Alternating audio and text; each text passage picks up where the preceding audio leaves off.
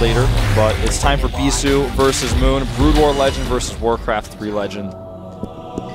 And here we go, guys, this is gonna be good. Bottom left of the map, we have the Zerg player, my bad. This is Fnatic Raid Call's Moon. Very, very strong. Zerg is getting stronger every single time we cast him. A great player.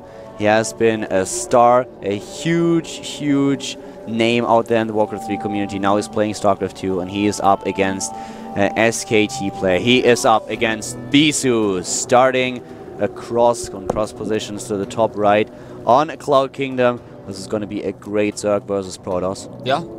I noticed that Bisu got the spider this time. I guess it's just the red player gets the spider. Is that how it works? No, because Bisu's a blue player, but his name was in red. All right. There's no conclusion here about the spider. I once again missed it. I don't really look I'll at the show you name. next time. Okay, I'll show you. Next time show me. I want to see the spider. Yeah, but Moon is playing here, and he's currently in pretty good shape from what we've seen. He played a little bit gimmicky in the GSTL. He took a shot, and he was not rewarded for it. So we did not see his performance in the recent games. But he is getting better. He's getting better a lot. Bisu, on the other hand, of course, he is a Brood War legend, and we'll find out how good he is in StarCraft 2. Now, Bisu is really, really popular. One of the best Protosses there ever was in StarCraft 1. Really known for a lot of different things, including Reavers. Bisu means dagger in Korean, if I'm not mistaken. And Bisu is actually, it's kind of a joke, but he's really known for being attractive. People like to joke that he's one of the most attractive programmers, and it's actually true. He does look very, very handsome, and not just people on the internet and fans say this, but also girls will say this as well. He is actually a very handsome man, honestly, but that's something he's known for. You know, whenever Bisu is mentioned, especially after he had a slump in like 2008, 2009, and people still just, well, he's just so handsome still. He's just not winning for some reason. He can show me his Bisu anytime. That's the line that he gets from every girl in Korea. I'm sure that's what he gets. I've seen him swarmed by fangirls before out here, actually. A lot of players actually get this, especially players like Bisu and Nada, who are not only skilled pro gamers but very attractive. And it's not about his hair either, really. It's his hair is nice. He has usually kind of a light orange tint to it, but it's not a particular style that stands out to you. It adds to it though. It's a nice touch. It's more of the face. Alright, so we currently have Bisu going for the expansion with that we see here to the top right, and of course the wall off with protected with the cannon. And for Moon we have the 3 bases. He's going for 3 bases straight ahead, nothing out of the ordinary here. And going for...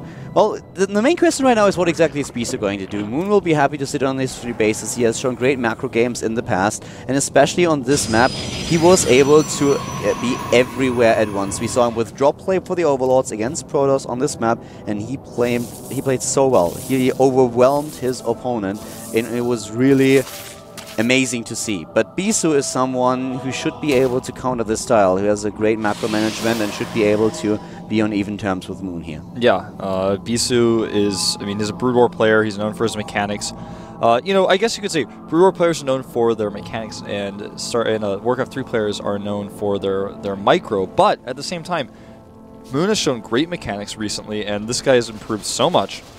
He often sends wave after wave. Moon likes mutas a lot in this matchup. He really, really uses mutas more so than infestors, for example.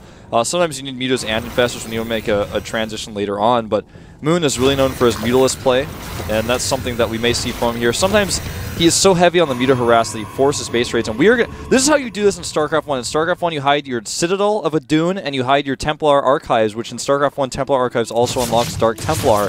And you do a DT build like this. This is a cheese build from StarCraft 1 that is usually used against Terran, but is used against Zerg with Corsairs, I guess. So kind of, you don't really hide DTs to use them against Zerg, but anyway, Bisu is known for Corsair DT play, but this isn't quite what we're going to see today, is basically what I'm trying to say. No, he's going to hide his Twilight Council to the top right of the map, and therefore it won't be spotted. There's the Dark Shrine already. Pretty cool, something that we've seen occasionally from Inca. Yeah. And usually in StarCraft 1 you would do this. In StarCraft 2, not so much. People like to just kind of hide it in their main. We saw a game just recently, in fact, in GSTL, where a player tried to hide his shrine in his main. It was spotted. It was a sniper strategy that Brown did. And it's something that you can do. Moon is going for the standard strategy where you have at roughly 7 minutes, 7:20, you start with the Roach War and you go for the Evolution Chamber. But he does not know exactly what is going on. He will have the building to use Spore Crawlers, but his tech is very late for the counter. It's not late in general, but in order to get the Overseer into the picture, it's definitely a little bit too late. This Dark Shrine is going to finish very soon. And currently Moon spotting his opponent's gateway production in the main ways. But he doesn't see any tech. Yeah, he doesn't see any at all, and that's going to be pretty confusing. And he adopts a Spine Crawler, but no spores just yet. The problem is the lair is about to finish, and with the positioning of the pylon, I'm surprised he didn't want to put it at the south. Is there? I think he's okay. So he's got another one. It looks like on the minimap going up to the south, but it's still not going to be that close to the hatchery. So I'm not sure if he's going to be able to target it down or not. It's going to not come down to chance, so it's going to come down to how quickly Moon reacts, and he is going to have to be pushed back by that Spine Crawler. He can't start to damage the hatch. Oh, with 4 DTs, he could actually aim for 2 hatches. He could try to target on 2 hatches. One of them will fall off immediately. One of them will die, maybe even 2. See how fast he reacts here. Yes, and does he split? No splitting. He's going to go for this hatchery first. She goes for the queen first. He will be able to get the queen and the hatchery, even in an Overseer, and morphs immediately. And that was a pretty delayed reaction by Moon, in fact. Now he sends 1 into the main base. This is really smart. You only need 3 to take down a hatch, and this is exactly what he does. Another one is acting in the main base, taking down one half of the star after another. And now he's trying to split them. He's going to split his DTs if possible, trying to escape. But nice reaction by Moon here, immediately blocking the way with his drones. Another one now in the main base, trying to hide.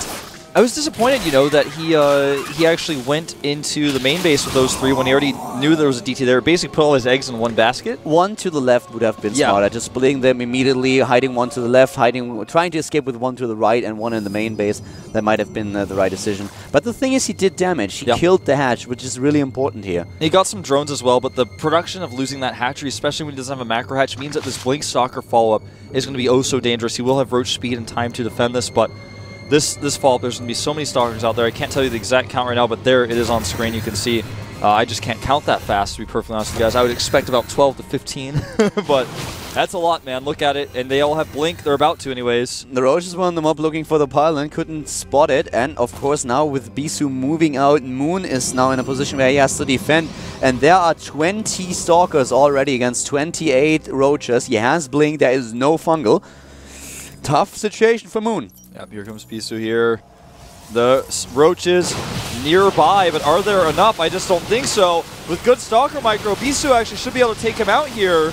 And Moon is moving forward. He pulls his drones as well, trying to force Bisu back. He's able to do it. A lot of these Stalkers are in cooldown. He warps in another set of units, but the Blink micro of Bisu is exceptional here. Moon has a lot of Roaches though. Yeah, he does. A lot of the Roaches very low on hit points, but it looks like he has just enough. With the next 11 Roaches though, he may be able to hold. The Overseer is taken out, which means he could warp in some DTs as part of his army as well.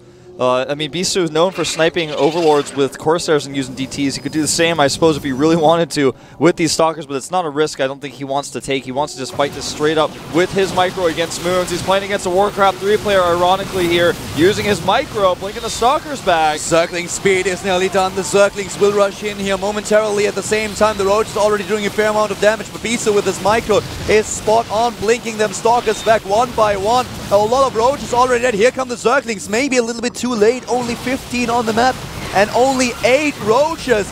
Moon is on the back foot here, trying to force Bisu to retreat, but so far it does not happen. He does burrow. He does finish burrow, and this means that his Roaches will survive a little bit longer. Has to blink very carefully here. A great micro battle between the two of them. This is actually insane. Both of them on even terms, but only 4 Roaches left for Moon. He waits for additional units, heals the Roaches that he already has at the expansion. Now once again pulling the drones, moving in. Yeah, moving in with those drones. And the Blink Stalker micro from Bisu. Decent so far. But is it going to be enough? It looks like it just very well may. He's losing the drones now. He's losing a lot of production here without the money. He's losing the lava. He does not have the lava to build enough units at this point, and he's lacking gas as well. All those drones that had to be pulled, they are missing right now. He needs the income, and he doesn't have it. I feel like Moon might be able to force it back a little bit more, but with the next round of warp in, Bisu should have enough to overwhelm him. Yeah, he just is on cooldown right now. You can notice he's got enough minerals to warp in more Stalkers. He's going to kind of camp here safely on top of these Roaches so that the second they burrow, they will be taken out. But now we have so many Roaches and there is still no detection, so I'm not quite sure if actually Bisu should commit to this anymore. Yeah, this is dire straits here for Bisu. He has to make this work, and I think you may be right. With 22 Roach count, now he can set up a flank if he wants. Coming from the back, Blink Stalker Micro not going to be very valuable here. It's too much. It's way too much. Look at this Roach count. And he's chasing them down. He's chasing on the Stalkers. Now they can blink again, and they retreat. And wow, what a defense by Moon. This was so close. Total insanity, man. I was almost sure he was dead. I really expected him to. You know, there was that one time where he stopped Blink Stalker Microing for a second to warp in more Stalkers. I feel like Moon got some ground there, but even so, after that, it looked so good. His Blink Micro pretty much on top of everything. This DT not shown yet. He's going to go into the main base of this, and Overseer is ready. He's making a second one just in case. There is a second DT on the map somewhere. I'm just trying to figure out exactly where it is. He's got 2 of them out there. He saw this immediately and forces it back, but this is already such a close game. The opening by Bisu with the DTs was beautiful. Moon lost one of the hatches. There we have 1 DT, and he is going to die. He takes down another drone. Well worth it, but definitely a great game that we see. The first game in this best of 3. Yeah, and Bisu is really behind here. Even though he did some damage to the DTs early on and went for a great follow-up and killed some drones there, Moon not only has the lead in army supply, but he's been able to read drone up carefully, and Bisu is in trouble. In fact, as far as I can tell, he still doesn't even have a robotics facility yet. So, no observer for the burrow he's going to face, no third base. I'd be interested to see if he has +2. Nope, does not have +2. I mean, basically everything is going for Moon right now. Bisu in a lot of trouble. I'm not sure what he's going to try to do to make this work. He's just continuing to build Stalkers. He's trying to rely on this Blink Stalkers and trying to end it now. And he had a nice momentum going for himself, but now facing 32 Roaches already. I would love to see the production tab here in order to know exactly what Moon is up to. He's just adding additional Roaches. He's not making any tech transitions. And with all them Roaches, he should be able to make this work. Yeah, just way too many. Yeah, way too many. The DT is starting to go in for the drones a little bit to the side. And that could be something that was really frustrating. But I mean, just look at the Roaches. They don't care about the blink. They're just pushing their way through, charging through like a bunch of football players or something, pushing those Stalkers back. The DT trying to do what he may in the main base here as well, but he's got so many Overseers out. He's got 2 of them. He can split them, deal with the DTs, and even though Bisu's micro is good. But that's a lot of damage that he deals now. He takes down a Queen, and he actually has a DT not only in the main base, but also at the third. Yeah, he's not dealing with these, actually. The one in the main base is gone, but there is still the one at the third. Finally, the Overseer makes his way over to the third base, and now the DT dies.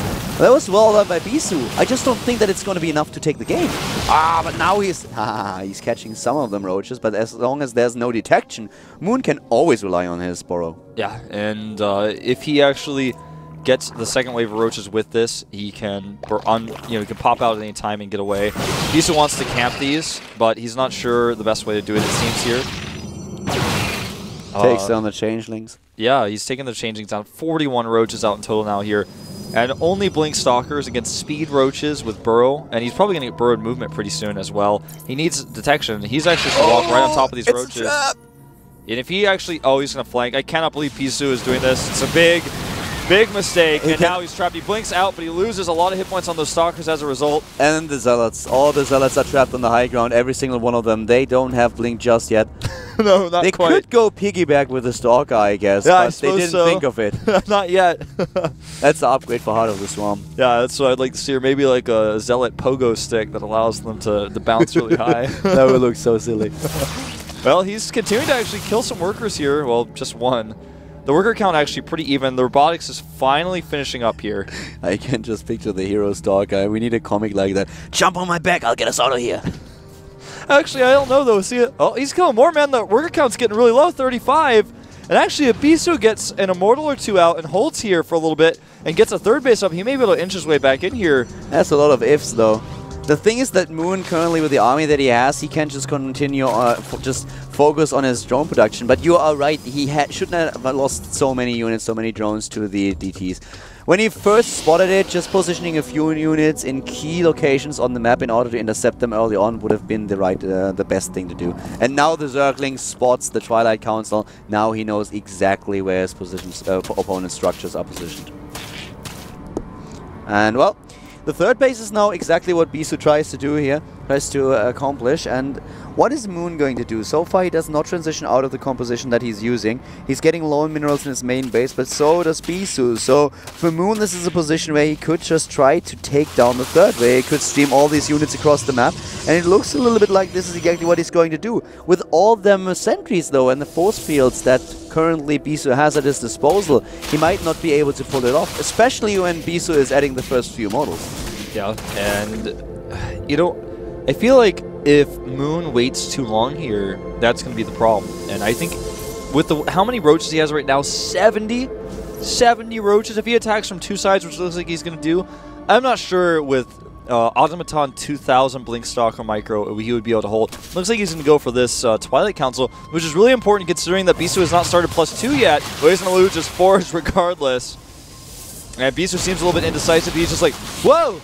Those armies of roaches, I'm not even sure if I can fight either one of them, but I have to fight two of them. Yeah, that's a pretty strong army that he has. And the force field, brilliant. He traps all the roaches.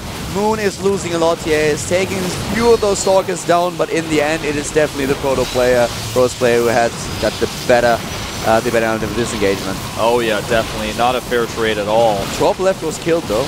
Yeah, he lost that Twilight Council. The Forge was taken out as well, so we are going to be on +1 for quite some time. If by we I mean Bisu, and I do. Dark Templar trying to find something to attack.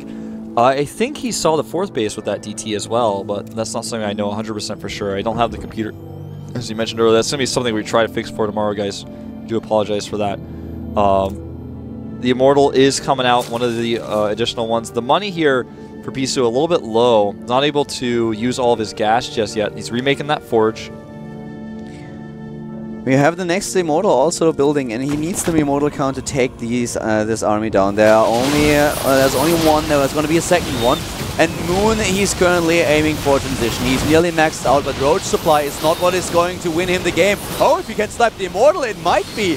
And this is a problem. This is a huge problem for Bisu. He should have not lost his Immortal. This is so important to micro Immortals well in this situation. Another one dies. He gets his way into the base and snipes the pylon that is powering the robotics. Oh, this is bad. Bisu trying to figure out how to split his units here. Some roaches going into the main, some attacking the next is at the natural. He needs to get into that main base to defend. It's more important, I think, but the robotics is going to go down. He's going to lose his core. He's basically taking down every key structure, and Bisu is going to stay at the 30 here with a lot of these units. Bisu is falling apart. Yeah, he just doesn't have enough. He doesn't have enough. He lost not only Cybernetics core, but also the very important robotics facility. There are no more Immortals for him in this game. And now Moon can even win with roaches. I was about to say that as soon as the Immortal count gets up to 3 or 4 and Bisu uses them well, roaches won't be the answer. But with Moon taking down 2 and making sure that there are no additional Immortals anytime soon, he can stick to this composition. He doesn't have to switch his tech. He does not have to do anything. He has the better economy. He's on 4 bases. He's at nearly 200 supply. He has the upgrades. He is in an awesome position against his opponent, and Bisu is on his last leg. He really is. He made so many sentries. He has 12 sentries out right now, and before that he had about 16 or so. That's just way too many sentries to have on the map at this stage of the game. Yeah, force fields are good, but with that many roaches, they just don't care. And oh, he's going to get so fungled here. One fungal goes down, and will he get another one on these sentries? He gets a few fungals in there. The investors could actually go into the high ground and start the fungaling, but they rely on the infestor Terrans, and now the force fields are gone, at least a few of them, and this is a numbers game that Bisu simply can't win. No, he cannot. He's losing his last Immortal now. The rest of the sentries will fall. Trapped in place, immobilized. GG! Moon takes game 1. Been playing StarCraft 2, you know, a lot longer than Bisu has, but at the same time, this guy has been, you know, he's been playing StarCraft 2 with Warcraft 3 together. He's done that quite a bit for WCG, for example. I think that was the last tournament he played with. He was playing for We Made Fox, so not as much StarCraft 2 experience as someone like Hack, for example. But even so, we didn't really get to see a real strategy out of Bisu. He basically tried to go for a Dark Templar push, followed up by those Blink Stalkers, and it just didn't work. And we are currently waiting for the second game, of course. This is the best of 3. We are in the first round of this group, so there are a lot of more games for the winning player before he can actually participate in the WCS qualifier. But yeah, right now, waiting for the next match to start, and they showed a pretty cool game. I really liked it. And Biso, if you just remember the Blinkstalker follow-up that he used, was so close, so overwhelming his opponent. If the fourth, no, actually the third base, if the third base dies, then I don't think Moon is able to come back into this match, not after losing the natural. And, well, pretty tough match here, but Moon in the end edging out the win. So let's see if Biso is able to come back here. I would love to see a third game between those two, to be honest with you. Yeah, so would I. We'll see what he can do. I want to see, like, Biso doing a Stargate play. That's what he's known for in StarCraft 1, for example. That's something I would really, really love to see. Not something we will necessarily see, though. He may try to do something more aggressive again. Sometimes these StarCraft 1 players do things like this when they know that the opponent they're playing is better than them or has more experience than them. And this is something we may see from Bisu yet again. I think we're going to jump into the game pretty soon. The map is going to be Antigua, as you guys can see there. Well, if you can read Hangul, which, by the way, if you can't read Hangul, you can learn it in a day. So I highly recommend that. If you just look at these sometimes and you're like,